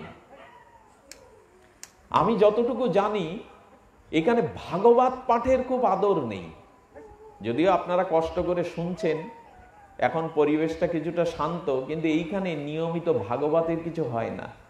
যেখানে হরিকথা ভাগবত নাই সেখানে হ্যাঁ, ধর্মকর্ম হই হুল্লোড় হবে, 12 মাসে 13 পার্বণ হবে, তাতে হলো কি? হলো নোংর তোলা হয়নি, গ্রাফি তোলা হয়নি। বাপ বেটা সারা রাত নৌকা বেয়েছে, ভোরবেলা বৃদ্ধ মাঝি বাবা ছেলেকে বলছে, খোকা ডাক তো টানলি, আর আমি তো হাল বাইলাম, কত দূর এলো নৌকা? সর্বনাশ হয়ে গেছে বাবা, সেই গ্রাফই তুলিনি। সেই গ্রাফই না তুলেই সারা রাত নৌকা বেয়েছি। হিন্দুদের অবস্থা তাই, গ্রাফই তুলবে না, নৌকা বাইবে, যাবে আর কত দূর, যেখানে সেখানে। হলো একটা 5 দিনের পূজা উৎসব, হলোটা কি? এই জন্য বাস্তবতা হলো, সত্য হলো, আপনাকে গোবিন্দের ভজন করতে হবে, রাধারানীর ভজন করতে হবে, হরিনাম আশ্রয় করতে হবে, সাধু সঙ্গে হরিকথাতে ক্ষুধা আনতে হবে, রুচি আনতে হবে, তবেই মঙ্গল। ওইটা করে দেবেন যোগমায়া। ওই বিড়ালি ইঁদুর ধরে, আবার ওই দাঁতে ওই একইভাবে বাচ্চাকে ধরে, কোনো কষ্ট হয় না। তো মা বলছেন, আমার কাছে কৃষ্ণ ভজবি না, ভগবত ভজবি না, দৈবী হেসা গুণময়ী মম মায়া দুরত্যয়া মামে বোঝে প্রপদ্যন্তে মায়ামেতং তরন্তিতে। গীতায় ভগবান বললেন, এহারে করিয়া যাওয়া এড়ানো না যায়। ঠাকুর মশাইয়ের মহাবাণী হলো, মায়াকে আপনি আপনার শক্তি দ্বারা, আচ্ছা আপনার যে ছায়াটা পড়েছে, চেষ্টা করে মারধর দিয়ে কেটে ছায়াটা আলাদা করতে পারবেন দেহ থেকে? আচ্ছা, এই ক্ষমতা আপনার আছে, আপনার ছায়াটা কেটে শাসন করে অস্ত্র চালিয়ে আপনার ছায়া আলাদা করতে পারবেন কেউ? তেমন মায়া দূর করবার ক্ষমতা আপনার কাছে নেই। কি হবে? বলে ছায়াটাকে কাটতে যাব কেন, তাড়াতে যাব কেন? ছায়াটা এক সময় আমাকে আর জ্বালাতন করবে না, আমার পার সাথে মিশে যাবে। কখন যাবে? বলে সূর্যটা যখন মাথার উপরে থাকবে, মধ্য গগনে সূর্যটা থাকবে, মাথার উপরে সূর্য, তখন দেখবেন ছায়াটা পেছনেও পড়ে না, সামনেও পড়ে না, পায়ের সাথে ওটা মিলিয়ে যায়। যার মাথায় গুরু কৃপায় হরি ভজন, কৃষ্ণ ভজন আছে, ভগবানের চিন্তা যার হৃদয় মস্তিষ্কে আছে, মায়ার তাকে জ্বালাতন করবে না। মায়া লজ্জিতা হয়ে, দূরীভূত হয়ে মিশে যাবে। ইহারে করিয়া যায় এড়ানো না যায়, সাধু কৃপা বিনা আর নাহিত উপায়। এই দেখুন কি বলছেন নরোত্তম ঠাকুর দাস মহাশয়, সাধু কৃপা বিনা নাহিত উপায়। মায়া দূর করবার একমাত্র কৃপা ছিল গুরুদেবের কাছে, সাধু বৈষ্ণবের কাছে। তারা যদি কৃপা করে তো মায়া দূরীভূত হয়। তাহলে মায়ের কাছে এখন অন্তত চাইতে হবে, হে যোগমায়া, আমাকে কৃষ্ণ ভজনে যুক্ত করে দাও, ভগবত ভজনের সাথে যুক্ত করে দাও। হে মহামায়া, তুমি আমার সামনে মহামায়া রূপে নয়, যোগমায়া রূপে তুমি আমাকে কৃপা করো। এইসব প্রার্থনা তো জানা লাগবে, উপলব্ধি করা লাগবে যে কি চাইতে হয়, আসলে কার কাছে কি চাইতে হয়। বিদ্যাপতিকে মা ভগবান শিব বর দিতে এলেন। আমাদের বৈষ্ণব পদাবলীর বিখ্যাত মহাজন বিদ্যাপতি ঠাকুর, ভগবান শিব তাকে সন্তুষ্ট হয়ে দর্শন দিয়ে বললেন, কি চাও? কি চাইলো জানেন বিদ্যাপতি? প্রভু, আমি তো আমার মঙ্গল কল্যাণ কিসে জানি না, তাই যেটি আমার প্রয়োজন, যেটি আমার অত্যান্তিক মঙ্গল হয়, আপনি তাই আমাকে দিন। কি বুদ্ধিমান, কি সুচতুর বুদ্ধিমান। কারো বাবা 10 বিঘা জমি আছে রাস্তার পাশে, মহামূল্যবান, ছেলেকে পরীক্ষা করার জন্য বলছে, আচ্ছা তোর কতটা জায়গা চাই? বললো 10 কাঠা দিন বাবা, রাস্তার ওই সেন্টার পজিশন থেকে 10 কাঠা দিন। বাবা মনে মনে হাসলো। ও যদি বলতো, বাবা আমার জমি চাই না, আপনি যা ভালো বোঝেন আমাকে তাই দেবেন, বাবা বলতো সংখ্যা আরো বাড়তো, 2-4 বিঘে বাড়তো। চাইলে ঠকে যেতে হয়, চেয়ে কিছু পাওয়া যায় না জগতে। যারা চায় না, না এরা বেশি পায়। চাইলে ভিখারি হতে হয়, কাঙাল হতে হয়, পাওয়া যায় না। এই জন্য এইখানে এসে একটু জপ করেছেন, দুটো ফুল তুলে মার এখানে এসে মালা দিয়েছেন, মার সামনে বসে আরতির সময় মায়ের চোখে চোখ দিয়ে মাকে মাটির মা না মনে করে, ওই অমৃত চোখে রতিতে মাকে চিন্ময়ী মা মনে করে, চিন্ময়ী মনে করে নিজের মনের নিবেদনটা করেছেন, মা শক্তি দাও, ভক্তি দাও। আরতিতে এসেছি ধুনসি নাচ দেখতে। পুরোহিত কি করে মাজা বেকায় নাচে, ঢুলিরা কিভাবে নাচে, এই নাকি আমাদের আরতি। এখন ধুনসি নাচ। আরতি মানে কি? আরতির প্রদীপ জ্বালিয়ে, ধূপদীপ জ্বালিয়ে যখন আরতি করা হয়, তখন মায়ের মুখটা আর মিন্ময়ী থাকে না, চিন্ময়ী হয়ে যায়, জীবন্ত হয়ে ওঠে। আর যিনি আরতি দেখবেন, আরতি শব্দের অর্থ বিশেষাত্মক, রতি মানে মিলন। ভক্ত ভগবানের সাথে, মায়ের সাথে এখন আমার মিলন হবে, 4 চোখের মিলন, এর নাম বলে আরতি। বিশেষ রতি তাকে বলে আরতি। শব্দে বিশেষ, রতি শব্দে মিলন। এখন উদ্ভট সব নৃত্য এসেছে, এটাই পশ্চিমবাংলার চ্যানেলের আয়োজন। আমাদের পশ্চিমবাংলাতে যে চ্যানেলগুলো আছে, জি বাংলা বা এইখানে স্টার জলসা, বড় বড় টলিউডের নায়ক নায়িকারা এসে এরকম দেখায়, এইভাবে নাচতে হয়। ঢোল ধরে একজন, নায়ক নায়িকারা ওই দেখে এখন মার আরতি বাদ পড়ে গেছে। এখন ধুনসি নাচ নায়ক নায়িকার বা ছেলেদের নাচ গানই হলো আরতি। কত বড় ব্যর্থ হলে, অপভ্রংশ হলে আরতিটাকেও আজ এখানে নামানো হয়েছে। আর একটা জিনিস হাত জোড় করে নিবেদন করে যায়, কেউ শুনবেন না জানি, পাহাড়ে ঢেলা ছুড়লে ঢেলাটাই গুঁড়ো হয়ে যায়, পাহাড়ের কিছু হয় না। আমার কথাগুলো কাজে দেবে না, সেটা হলো অন্তত সিঁদুরকে নিয়ে খেলবেন না। এই সিঁদুর খেলার নাম করে, এই অভিশাপ সিঁদুর খেলার জিনিস না।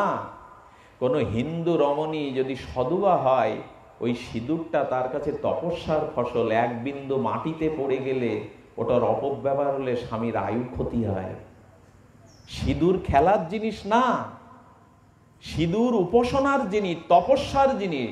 যে হিন্দু নারী পবিত্র স্বামীর চিন্তা করে শীতেতে সিঁদুর দেয়, তার স্বামীর আয়ু বৃদ্ধি হয়, তার অনেক অমঙ্গল দূর হয়।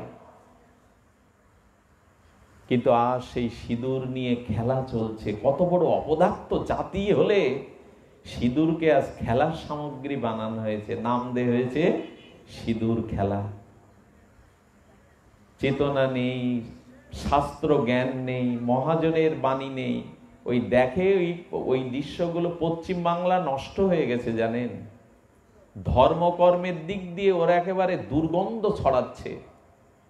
মঠ মন্দিরে একটু ঘন্টা নাড়ে ধর্ম করে ওই দেশের মানুষ। পশ্চিম বাংলা বিশেষ করে উত্তরপ্রদেশে গিয়ে দেখুন, ওই প্রদেশে গিয়ে দেখুন ধর্ম কাকে বলে। পশ্চিম বাংলার মানুষ মঠ মন্দিরে ছাড়া ধর্মকর্মের নাম আজ যেভাবে শুরু হয়েছে ওইগুলো আমদানি করছে। আর মানুষ এগুলো গেলে, এইগুলো যা দেখে এইগুলো গেলে। মমতা বন্দ্যোপাধ্যায় মাঝে একটা কথা বলেছেন, আমার খুব ভালো লাগলো। সেলিব্রিটি আসছে, ওই যে যারা নাটক টাটক করে চলচ্চিত্রের, বলছেন দয়া করে, উনি বলছেন দয়া করে এই সিরিয়ালে এইসব আর দেখাবেন না। একজনের 3টে স্বামী, একজনের 3টে বর, এইসব দয়া করে আর প্রচার করবেন না, এগুলো উচিত না। উনি দেখলাম কথা বলেছেন, এতদিন পর একটা কথা ভালো লাগলো না। উনি বলছেন দয়া করে আপনারা এই সিরিয়ালে এই সবগুলো দেখাবেন না, এগুলো নষ্ট হচ্ছে, সমাজ ক্ষতিগ্রস্ত হচ্ছে। কাকে কি বলবেন? আমার বুধাটাই আমি কাল পাঠ করলাম। আজকে আসতে গিয়ে দেখি মানে এমন হাইব্রিড দিয়ে গান বাজানো হচ্ছে, যে কোনো বৃদ্ধ যারা আমার মতো একটু হার্টের যাদের একটু সমস্যা, তারা অসুস্থ হয়ে পড়বে। এই হাইব্রিড দিয়ে যে বাজানো হয় না, হার্টের ক্ষতি হয়। আর কি হলো জানেন, উদ্যম কিছু যুবকরা প্যান্ট শার্ট পরে উদ্যম নাচানাচি করছে মায়ের সামনে। এগুলো অভিশাপ ছাড়া কি? মা এতে আনন্দ পাবে তো? নিজের গর্ভধারিণী মার সামনে ওই জাতীয় অশ্লীল গানে নাচানাচি করতে পারবেন? আর উনি তো জগৎ জননী। কথা বলতে চায় একরকম, হয়ে যায় আর একরকম। এর মধ্যে শুদ্ধ ভাগবত কথা বলার পরিবেশ এটা না। কিন্তু যেটা বলতে চেয়েছি, ধর্ম করুন আর না করুন, ধর্মের নাম করে নিজের অভিশাপ অমঙ্গল ডেকে আনবেন না। মায়ের সামনে এগুলো উচিত না। এটা উপাসনার জায়গা, এটা আরাধনার জায়গা। কিন্তু এ কথা আজ মিথ্যা। হয়তো এইখানেই বলে যাচ্ছি, কালকেই গানের কনসার্ট হয়ে যাবে এখানে। সে যে কি গান! গান তো আজকাল ইংরেজি না বাংলা না হিন্দি, তুই তামারি শুরু হয়ে গেছে গানে। এখন গানের মধ্যে হিন্দিও ঢোকানো, ইংরেজিও ঢোকানো, বাংলাও ঢোকানো, আবার তুই তামারিও ঢোকানো। শ্যামা সঙ্গীত কোন মন্ডলে আমি বাজতে দেখলাম না। আবার কত চালাক, ভোরবেলা কীর্তন দেয়, যেই সূর্য ওঠে শুরু হয়ে যায়। ভোরবেলা একটু কীর্তন দিল, চানাচুর মুড়ি মাখানো, ঝাল মুড়ি বেঁচে না, চানাচুর মুড়ি মাখানো। ভোরবেলা একটু কীর্তন দিলাম, সন্ধ্যাবেলা একটু ধূপধুনো দিয়ে একটু শ্যামা সঙ্গীত বাজালাম, গেল। আর চানাচুর মুড়ি মাখালাম। এখন এর থেকে বেরোনো যাবে না, আপনারা বেরোতেও পারবেন না। পাহাড়ে ঢেলা ছড়ার মতো আমার এই কথা কাজে লাগবে না। যদি বলেন তাহলে বলছো কেন? বলছি কেন জানেন? এটা দায়ভার ছিল। গুরু মহারাজ এই গীতা, রামায়ণ, ভাগবত বলেছে, কথাগুলো মানক আর মানক, মানুষের দুয়ারে অন্তত পৌঁছে দাও। আমি একজনকে প্রশ্ন করেছিলাম, একজন খুব বৃহৎ দার্শনিককে, বাবা হরিকথা বলছি, মানুষ তো শোনে না, মানুষ তো পরিবর্তন হয় না, চরিত্র পরিবর্তন করে না। বলছে তবু বলবে। একজন মানুষও পরিবর্তন না হলে বলে যাবে সারা জীবন। এটা গোবিন্দ বলেছেন আমার কথা মানুষের কাছে প্রচার করতে। তো পরিবর্তন হবে না বলবো কেন? বললেন না, হরিকথা শ্রবণ করে যদি কেউ পরিবর্তন নাও হয়, তবু তার মঙ্গল আসবে একদিন। কি করে মঙ্গল আসবে? সে পরিবর্তন হলো না, স্বভাব শুদ্ধ হলো না। তো বলছেন যে সে শ্রবণ করলো, কিসে মঙ্গল হয়, কিসে কল্যাণ হয়, কি আমার কর্তব্য, কি আমার করণীয়, তো এইগুলো শাস্ত্র কথা শ্রবণ করে সে পালন করলো না, আচরণ করলো না। শাস্ত্র তাকে কি করবে জানেন? শাস্ত্র কাকে বলে? শাসন করার অস্ত্রকে বলে শাস্ত্র। অস্ত্র দিয়েই তো কিছু কাটতে হয়, কাউকে আঘাত করতে হয়। তো শাস্ত্রের এই যে গীতা ভাগবত মনে করবেন না কটা অক্ষর, একে যদি আপনি শ্রবণ করার পরেও না মানেন, তাহলে শাসন করার অস্ত্র এটি। আপনাকে এই ভাগবত কথা শ্রবণ করে, কর্তব্য শ্রবণ করে আপনি না করলে একদিন আপনার জীবনে অভিশাপ, যন্ত্রণা নেমে আসবে, প্রতিক্রিয়া নেমে আসবে। ঝাল খেলে যেমন জিভটা জ্বালা করে, পাড়া খেলে যেমন 12 বছর পরে দেহে বিস্ফোরক বেরোয় কি না? পাড়া কারো খাওয়া পড়লে আজ না বেরোলেও একদিন না একদিন বিস্ফোরক বেরোবে। তেমন ভাগবত কথা শুনে যারা আচরণ করে না, তারা একদিন অধঃপতিত হয়ে, যন্ত্রণা কাতর হয়ে এই কথা বলতে বলতে মারা যায়, আমি শুনেছিলাম, জেনেছিলাম, কিন্তু করা। এই অনুশোচনাটা তার আসবে, এতে তাকে অন্তত একটু এগিয়ে দেবে। কিন্তু যে শ্রবণ করলো না, জানলো না, তার অনুশোচনাটাও আসবার সুযোগ থাকবে না। কি বড় দার্শনিক বিচার! শুনে যদি নাও করেন, তাহলে এই শ্রবণ করে না করার দরুন আপনার জীবনে যে যন্ত্রণা, প্রতিক্রিয়া আসবে, সেদিন অন্তত আপনার অনুশোচনা আসবে, আমি জেনেছিলাম, শুনেছিলাম, করিনি বিধায় আজ আমার জীবনের এই অনুশোচনাটা অন্তত সেদিন আপনার আসবে। এই জন্য আমাদের উচিত হবে ভগবানের একটু ভজন করা। কলি ঘোর তিমিরে গরসল জগজন, ধর্ম কর্ম রহুদূর। আসতে একবার ভাগবত আসরে একবার উলোধ্বনি দিলেই যথেষ্ট। 3 বার 7 বার ওটা সন্ধ্যাকালীন অন্যান্য নিয়মে দিতে হয়, পূজা পার্বণ, বরণে, মাঙ্গলিক কাজে। কি বলা হলো? অসাধনে চিন্তামণি বিধি মিলাইল আনি, গোড়া বড় দয়ার সাগর, অনার্পিত চরিণ চিরাত করুণায় অবতীর্ণ কলপ, সমার্পয়তোন্নত উজ্জ্বল রস সভক্তি শ্রিয়াম, হরি পুরট সুন্দর দুতি কদম্ব সম্ভবিত, সদা হৃদয় স্কন্দরে স্ফুরত বসচি নন্দনা। এখন আমাদের করণীয় কি, এটা বলেই পাঠ ইতি করি, বিশ্রাম করি। করণীয় হলো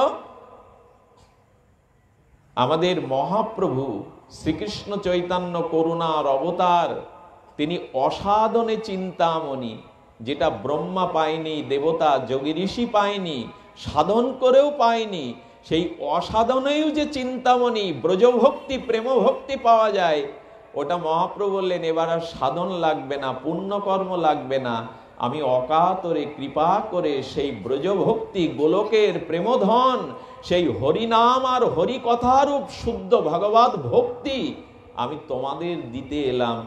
মহাপ্রভু কি বললেন? পতিত পাষাণ্ডী দুরমতি অতি প্রাণে না মারিল কারে, হরিনাম দিয়া হৃদয় সদিল যাচি গিয়া ঘরে ঘরে।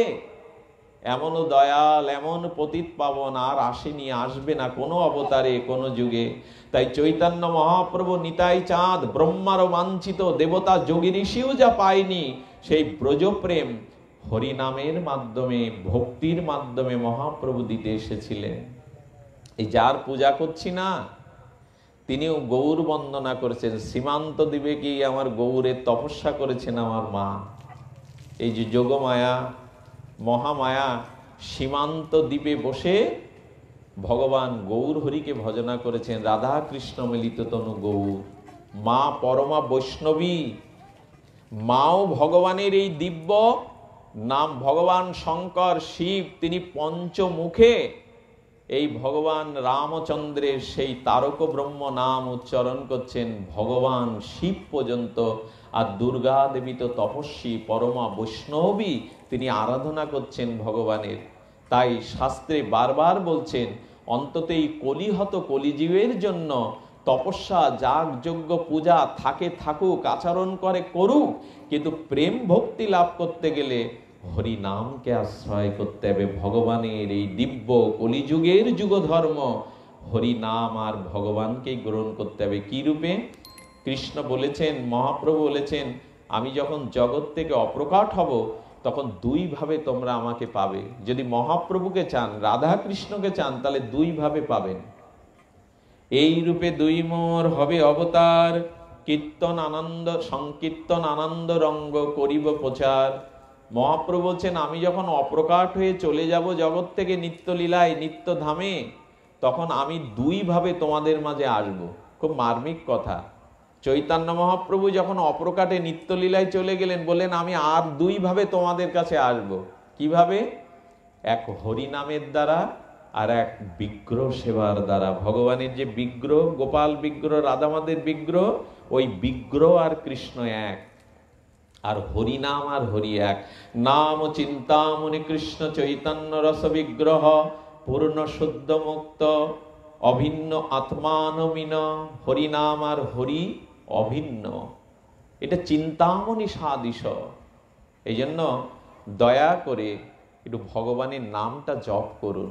হরে কৃষ্ণ, যে যে মতেই থাকুন, প্রণবানন্দের মতে হোক, যোগাচার্য স্বামী প্রণবানন্দ হোক, ঠাকুর অনুকূল চন্দ্র হোক, ওড়াখান্দি যাই হোক, হরিনামটাই এই যুগে যুগ ধর্ম নিতেই হবে।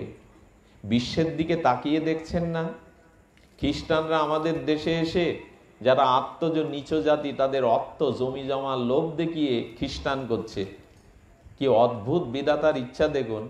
ওই খ্রিস্টান আমেরিকা, জার্মানি, তারা কোটি কোটি ডলারের মালিক, তারা উচ্চ ইঞ্জিনিয়ার, ডাক্তার, তারা তিলক মালা নিয়ে কৃষ্ণদাস নাম করে খালি পায়ে হরে কীর্তন করে বেড়াচ্ছে। তারা নবদ্বীপে, বৃন্দাবনে, রাজপথে।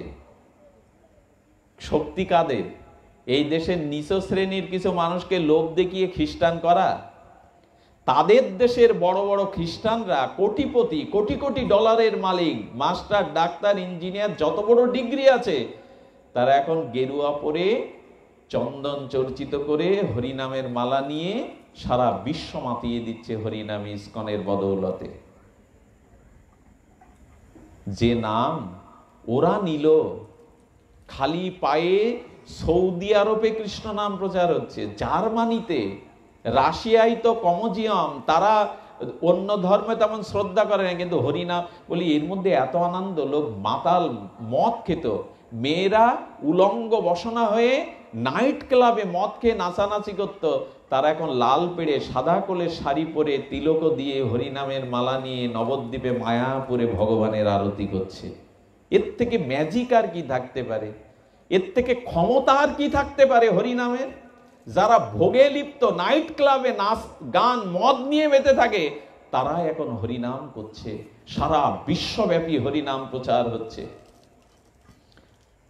আমাদের ঘরে গৌর, গৌর কাদের?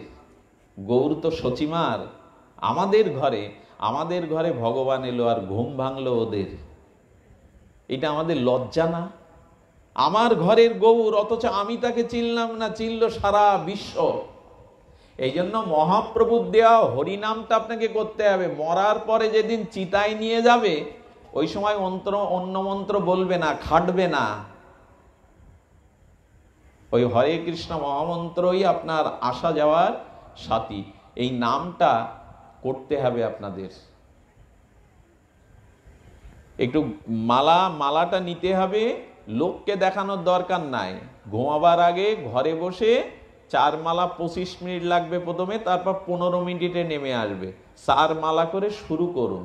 যদি জীবনে কল্যাণ চান, ভক্তি চান, মঙ্গল চান, হরিনাম বিনা কারো মঙ্গল হতে পারে না এই যুগে। এই জন্য মহাপ্রভুর যুগধর্ম জপ করতে হবে। জপ বলেন কি, আমি ওই সপ্তাহে একাদশীর দিন তো খোল করতাল বাজিয়ে করি, ওইটা না। মহাপ্রভু কি বলছেন শুনুন। হরে কৃষ্ণ কৃষ্ণ কৃষ্ণ হরে হরে, হরে রাম রাম রাম হরে হরে। প্রভু কহে কহিলাম এই মহামন্ত্র, ইয়া গিয়া জপ সভা করিয়া নির্মন্দ। একটা শঙ্কা রেখে নাম জপ করো, অন্তত 4 মালা করে করো। সে কলেজে পড়ো আর গৃহিণী হও আর যেই হও, ব্যবসায়ী চাকরিজীবী হও, ঘরে বসে 15 মিনিট 4 মালা একটু ঘোরাও। আচ্ছা, আপনি যদি প্রশ্ন করেন আমি মালা এরকম ঘোরাবো কেন, বলেন কি, মালা, হরিনামের মালা যত ঘোরাবেন ততই জন্ম মৃত্যু ঘোরা বন্ধ হয়ে যাবে আপনার। এই যে বারবার জন্মাচ্ছেন, মরছেন, রোগ শোক ভোগ করছেন, এই ঘোরা বন্ধ হয়ে যাবে যদি হরিনামের মালা ঘোরান। আর যদি বলেন না মালা নেব না, সন্ধ্যায় বিছানায় বসে রিমোট নেব, এখন তো টেলিভিশনের চ্যানেল বললাতে উঠে যাওয়া লাগে না, কি টেপে? যদি বলেন না রিমোট টেপবো, তা টিপুন।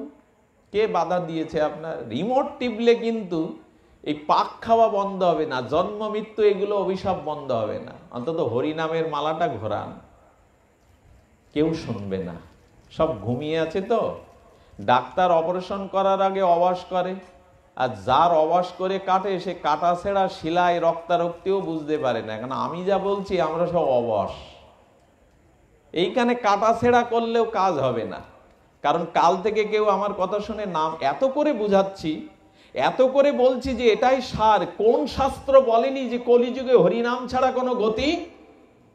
হরের নাম হরের নাম হরের নাম কেবলম কলৌ নাস্তেব্য নাস্তেব্য নাস্তেব্য গদ্যের অন্যতা। পৃথিবীর কোন পণ্ডিত দার্শনিক নাই এই শ্লোকের যুক্তিতর্কে সামনে দাঁড়াতে পারে। নাম বিনা কলিযুগে নাহিহার ধর্ম। আপনি যত কিছুই করেন ওইখানে হরিনাম যুক্ত না হলে সে ধর্ম ব্যর্থ, নিষ্ফল। সে বাবা শ্রাদ্ধ বলেন আর হোমযজ্ঞ করেন, হরে কৃষ্ণ মহামন্ত্র একবার উচ্চারণ করতে হবে, নালে সমস্ত কাজই নিষ্ফল। নাস্তেব্য, নাস্তেব্য, অন্য কোনো গতি নাই। নাই তিনবার বলে দিলেন। মহাপ্রভু বলছেন, শাস্ত্র বলছেন, আপনাদের কিসের যুক্তি? 5 দিন পূজা করে হইহুল্লোড় করে হয়ে গেল, ধর্মকর্ম এবছরের মতো শেষ, আসছে বছর আবার এসো। কি ভালো স্লোগান! এ কোথায় পেয়েছেন এইসব? কোন চণ্ডীতে আছে যে মাকে বিসর্জন দিতে গিয়ে বলতে হবে আসছে বছর আবার এসো? পেয়েছেন কোথায় এগুলো? আসছে বছর আবার এসো মানে এই 1 বছর আর মার খোঁজ নেবে না। খুব দুর্গাপূজা ভালো লাগে কেন জানেন? এই জন্য বেশ কদিন খাওয়া খাবি হই হুল্লোড় হবে। এই জন্য বলি কি মা, এরকম আমানন্দ ফুর্তি দেওয়ার জন্য আসছে বছর, বেটা তুই আগামী বছর পর্যন্ত বাঁচবি? তোর এরকম বল আছে তো যে আসছে বছর তুই বেঁচে থাকবি? আগামীকাল আমার জীবনে মৃত্যু, আর নলিনী দল জল জীবন টল, অথচ বলে বসছে আসছে বছর আবার। এগুলো মন্ত্র না, এগুলো ঠিক কথা না। আর এই বিসর্জনের আর এক যন্ত্রণা। বিসর্জন মানে, আচ্ছা বাড়িতে মেয়ে এলে, দুর্গাপূজায় মেয়ে আসলো, মা কি করে? যেদিন শ্বশুরবাড়ি চলে যায় ব্যাগ ট্যাগ নিয়ে বারবার চোখ মুছতে থাকে। মেয়ে বলছে মা তুমি বাড়ি যাও, যাই না, আরো পথ যায়। কাউকে বিদায় দিতে গেলে চোখে জল আসে, আপনজনকে বিদায় দিতে গেলে। এত আনন্দ দিল মা আমাদের, এত আনন্দে ভরিয়ে দিল, তার বিদায়ের সময় এই অসভ্য জাতি কি করে? মদ খেয়ে উদ্যত্ত নাচতে নাচতে মাকে বিসর্জন দিয়ে ওই কথা বলতে বলতে আসে। কি উদ্যম নাচ সেখানে! কি আচ্ছা, মাকে বিসর্জন দিতে গিয়ে আমি এখান থেকে 20 বছর আগে একবার কয়েক বছর মার সেবা করেছিলাম দুর্গাপূজায়।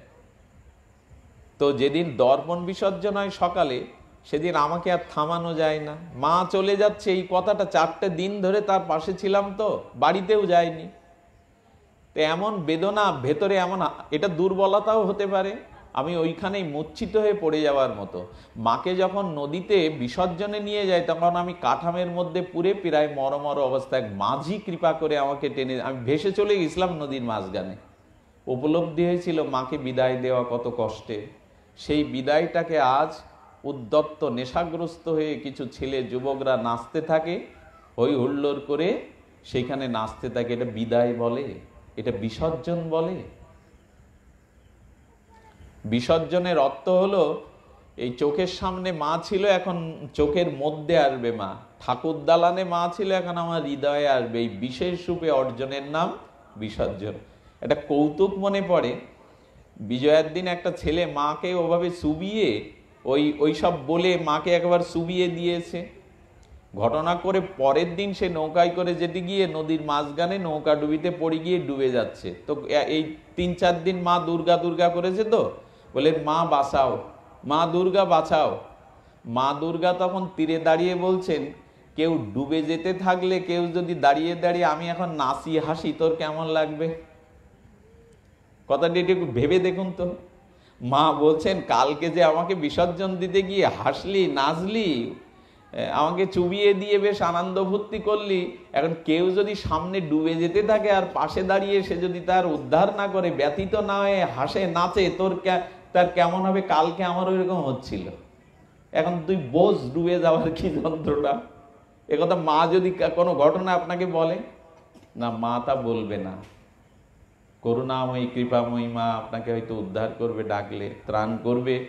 এই জন্য এইসব সংস্কারগুলো আনুন। এখানে কয়েকটা ছেলেকে আমি দাদাদের জানি, তারা শিক্ষায় দীক্ষায় এগিয়ে আমার বুধাটা মন্দিরে গেল।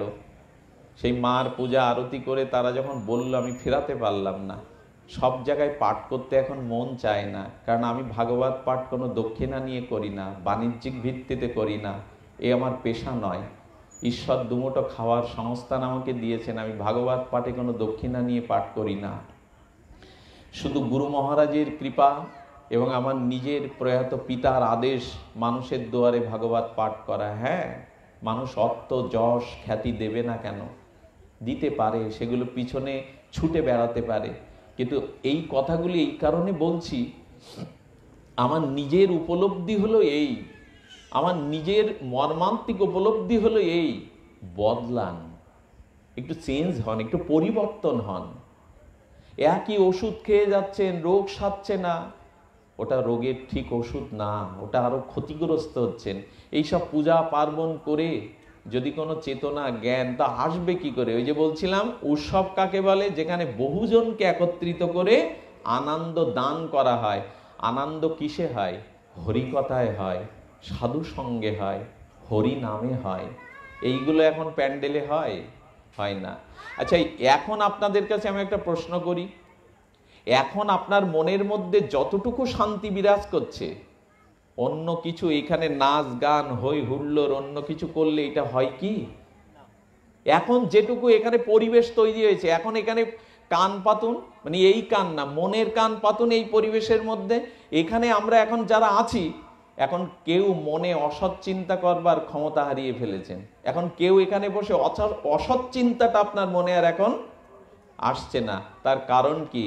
যেখানে তুলসী থাকে, যেখানে গীতা থাকে, যেখানে ভগবানের কথা হয়, ওখানে রাধারানী ধ্রুব প্রহ্লাদকে নিয়ে ভগবান ওই স্থানে আসেন হরিকথা শ্রবণের জন্য আর ভক্তদের কৃপা করবার জন্য। যত্র গায়ন্তি তত্র তিষ্ঠামি নারদ। কৃষ্ণ বলেছেন, কলিযুগে বৈকুণ্ঠ আমাকে না পেলেও, আমি যখন অবতার হয়ে আসি তখন বৈকুণ্ঠে থাকি না, বৈকুণ্ঠে না পেলেও, যোগীর হৃদয়েও না পেলে, যেখানে ভক্তগণ মিলিত হয়ে আমার গুণগাথা কীর্তন করে, ওইখানে আমাকে পাবেই পাবে নারদ, ওইখানে অন্তত বঞ্চিত হতে হবে না তোমাকে। এই জন্য এখানের বাতাসটা এখন নির্মল। এর মধ্যে এখন যারা ঢুকবে তারা অসৎ চিন্তা করবার ক্ষমতায় হারিয়ে ফেলবে। এটা হরিকথার ক্ষমতা, ভক্তি দেবীর ক্ষমতা, এটা গীতা ভাগবতের অক্ষরের, চিন্ময় অক্ষরের দিব্য ক্ষমতা।